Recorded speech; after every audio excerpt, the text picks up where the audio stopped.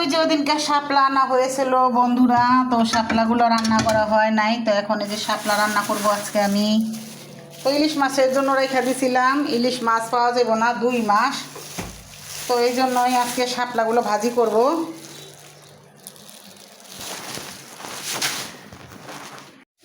তো এই যে এদিকে আছে তেলাপিয়া মাছ, তারপরে এটা রুই মাছ, অনেক দিদিরা রুই মাছ খাই না, তো রুই মাছ নিয়ে এসে রুই মাছ।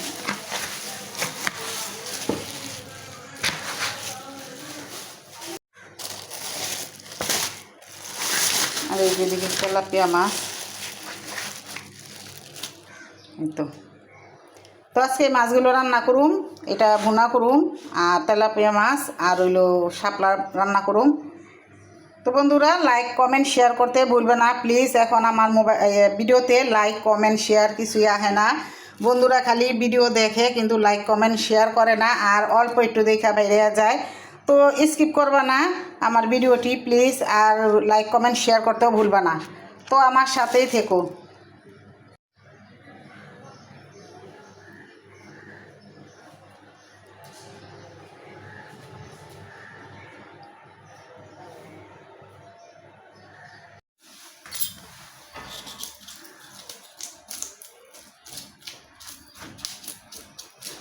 তো এই মাছের আইসটাগুলো ছাড়াই নিব।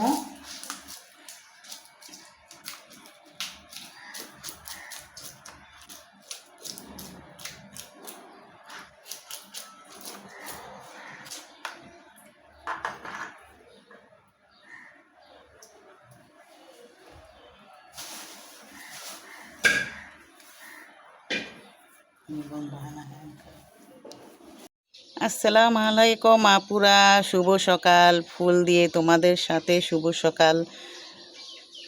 আসসালামু আলাইকুম আপুরা, শুভ সকাল। তোমরা কেমন আছো? আশা করি ভালো আছো, সুস্থ আছো। আলহামদুলিল্লাহ আমিও ভালো আছি, সুস্থ আছি। এই তো আমি রেহেনা হাওলাদার তোমাদের মাঝে নিয়ে আসলাম ডেলি ব্লগ। তো এখন সকাল, আর দেখো সকাল মানে এখন 9টা। রোদ খুব সুন্দর উঠেছে, আর এখানে দুটা গোলাপ কমলা কালার দেখতে পাচ্ছ আমার বারিন্দায়। মাশাল্লাহ খুব সুন্দর লাগছে, তোমরাও মাশাল্লাহ বলবা। ফুল দিয়ে শুরু করলাম তোমাদের সাথে আজকের ভিডিওটি। এগুলো মাখায় নেবো বন্ধুরা। হলুদ মরিচ লবণ 3টা একসাথে দিয়ে দিছি।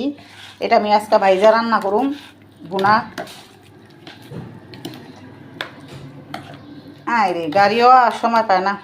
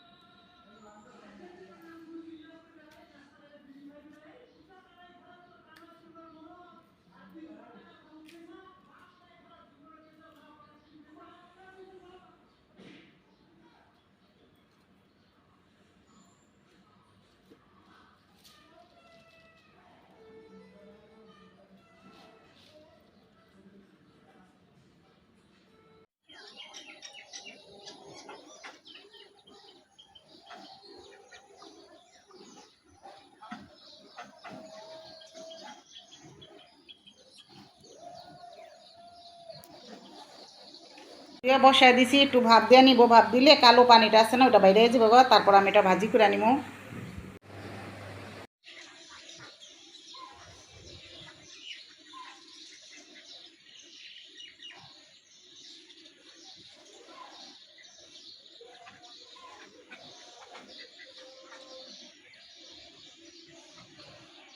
সিদ্ধ হয়ে গেছে। এখন আমি এটা এই যে দেখো কীরকম কালো পানি বেরিয়েছে, দেখো দেখছো, এই কালো পানিটা ফালাইলে ভাজিটা খুবই এই চকচকা দেখা যাবো, আর কালো পানিটা সহকার রান্না করলে ভাজিটা একেবারে কালা কালা দেখা যাবে। ভাজিগুলো হয়ে গেছে, এখন আমি তেলায় বেরামু।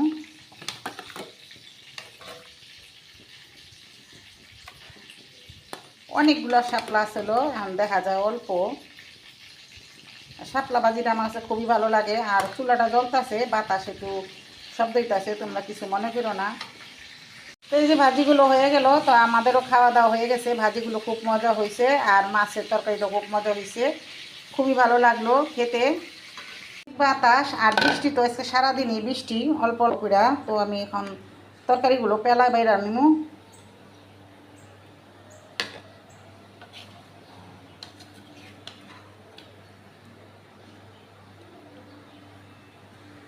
তো বেগুন দিয়ে রান্না করা রুই মাছ ভুনাটা খুবই মজা হয়েছে, খুবই মজা হয়েছে, অসাধারণ, খুব ভালো লাগছে।